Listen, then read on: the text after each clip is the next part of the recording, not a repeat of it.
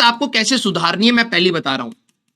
जब भी आपको कोई भी क्वेश्चन दिया जाता है, हम टीचर क्या करते हैं, सर आपको क्वेश्चन देखते ही कैसे पकड़ में आ जाता है, या कोई भी टीचर जब भी आप अपने डाउट लेके किसी टीचर के पास जाते हो कि टीचर सीधे देख के बोलता है इसमें तो ये कर दो, ऐसा क्यों हुआ? एक तो नो डाउट एक प्रैक्टिस है, उसने ऐसे सवाल कितनी बार देखे हैं तो याद भी हो जाते हैं, ठीक है। दूसरी बात, आप कभी भी क्वेश्चन रीड करें तो आप सबसे पहली चीज ये रिकॉल करें कि इसमें क्या कंसेप्ट पूछा जा रहा है। जब आप अपने कंसेप्ट को रिकॉल करेंगे कि यार जैसे मान लो इन्होंने कहा रिजल्टेंट बताओ या एंगल बताओ, तो उसके बारे में क्लास में क्या बताया गया है, सेकंड स्टेप क्लास को रिकॉल करेंगे। अब वही बात है, बच्चे इस वाले पॉइंट पर ही वीक होते हैं, जब वो रिवाइज अच्छे से नहीं करते ना बेटा, तो आप यहां पर वीक होते हो, फिर आपको लगता है यार पता ही नहीं लग रहा क्या करना था इस सवाल में। अगर आपने अपनी क्लास को अच्छे से रिवाइज किया है, चलिए क्वेश्चन को रीड करेंगे, इंग्लिश आपकी अच्छी होनी चाहिए, रीड करके कंसेप्ट देखेंगे क्या पूछा गया है और क्लास को रिकॉल करेंगे।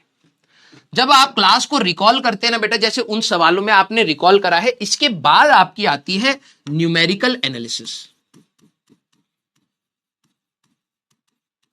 अब आप क्वेश्चन को देखते हैं कि यार जैसे इस सवाल में एंगल पूछा है वेक्टर का, इन सभी के जो भी ये वेक्टर है ओ ए plus O B minus O C vector है, इसका एंगल बताओ।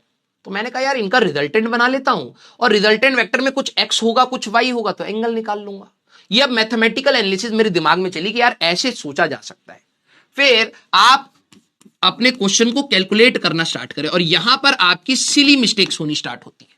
अब कुछ बच्चे कहते हैं सर सिली मिस्टेक्स है, आप अपनी सिली मिस्टेक जब तक आप प्रैक्टिस नहीं करेंगे आपको पता नहीं रहेगा कि आपसे गलतियां क्या हुई। क्रॉस मल्टीप्लाई में गलती हुई, ब्रैकेट ओपन कर, कोई बहुत ब्लंडर वाली गलती नहीं होती है। अगर आप क्वेश्चन सॉल्व कर रहे हैं that means you know the concept. अब प्रॉब्लम क्या हुई, ब्रैकेट ओपन करा, साइन जैसे ब्रैकेट के आगे माइनस लगाए, आपने वो गलती कर दी, क्रॉस मल्टीप्लाई करा वो गलती कर दी, रूट लिया वो गलती कर दी। ये छोटी मोटी गलतियां ही हमारे पास होती हैं। इक्वल टू के एक साइड से दूसरी साइड ले जा रहे हो गलती, अगर आप इस टाइप की गलतियां कर रहे हो तो आप नंबर ऑफ स्टेप्स को इंक्रीज कर दो, फिर आप अपने आंसर मार्किंग पर जाइए बेटा। और आंसर मार्क करने में भी कई बच्चे बार बार गलत करते हैं, प्लीज ऑप्शंस को ढंग से रीड करिए। This is how you solve the problems, ठीक है।